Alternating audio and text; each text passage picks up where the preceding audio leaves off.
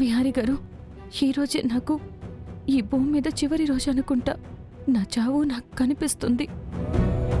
కానీ నేను చనిపోయేలోపు నా మనసులో మాట మీకు తెలియాలి. విహారీ గారు, నిజంగా మీరంటే నాకు చచ్చే అంత ఇష్టం. మిమ్మల్ని నేను ప్రాణానికి ప్రాణంగా ప్రేమిస్తున్నాను. మీకు నా ప్రేమ గురించి మీ కళ్ళల్లో చూస్తూ చెప్పాలనుండేది. కానీ ఇలా చావు ముందున్నప్పుడు చెప్పే దుస్థితి కలిగింది. కానీ ఈ మాట మీ చెవిన పడదు. మీ మనసుకి నా ప్రేమ తెలిస్తే చాలు, నేను ప్రశాంతంగా చచ్చిపోతాను.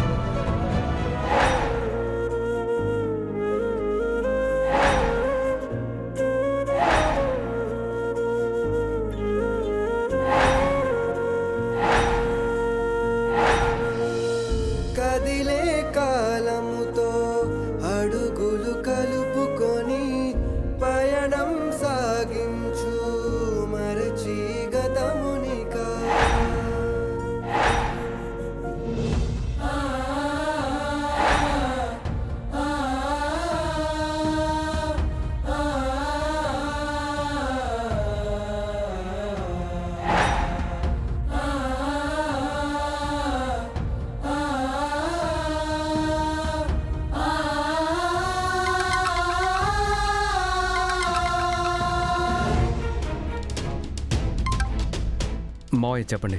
అల్లుడు గారు, మీరెక్కడున్నారు? మీరింకా ఇంటికి రాలేదేంటి? నేను వస్తున్నాను మావయ్య, దారిలోనే ఉన్నాను. ఇంతకీ కనకం ఇంటి దగ్గర ఉందా మావయ్య? కనకం ఇంటి దగ్గర లేదు బాబు. మేము కూడా తన గురించే చూస్తున్నాం. ఎవరింటికైనా వెళ్ళిందేమో అని మీ అత్తయ్యని కనుక్కోమని చెప్పాను. మీరు మాత్రం త్వరగా వచ్చేయండి బాబు. లక్ష్మి కూడా వచ్చేస్తుందిలేండి. అలాగే మావయ్య.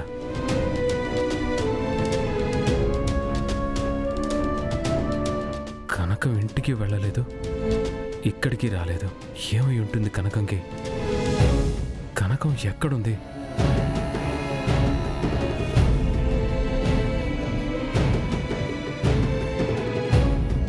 త్వరగా నిప్పు పెట్టన్నయ్యా, నా ప్రమిదలో నూనె అయిపోయింది.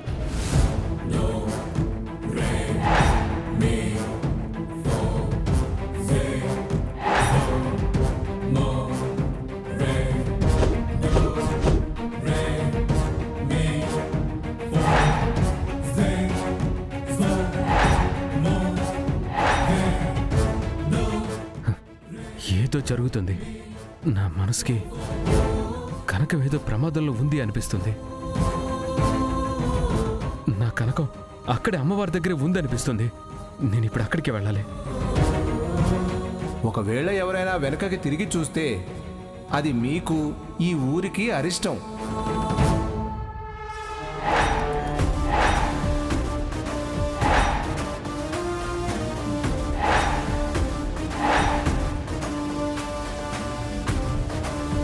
అమ్మా, నా కనకం కనిపించట్లేదు.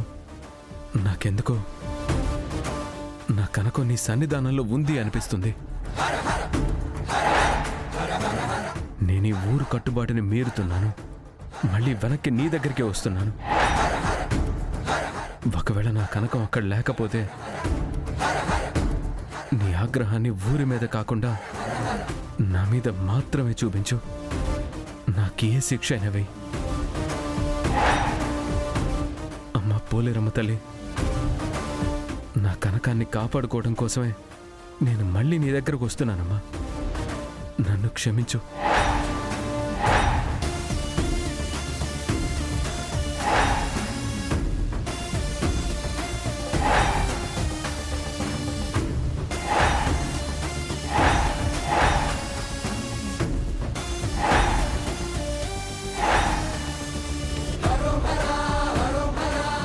లక్ష్మి,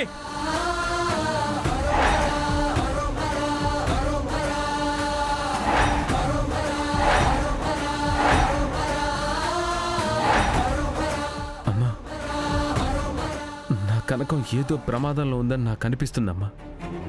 దయచేసి తను నాకు కనిపించేలా చేయి తల్లి.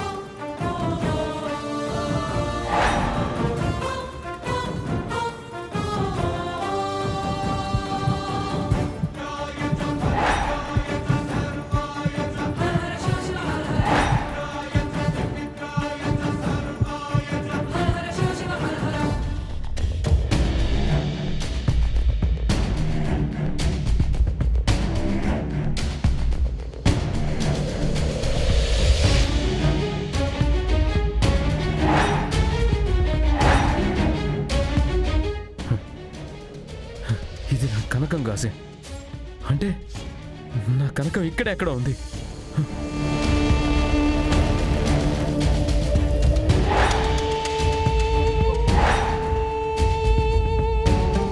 లక్ష్మి, లక్ష్మి. విహారీ గారు, నేను ఇక్కడే ఉన్నాను. లక్ష్మి,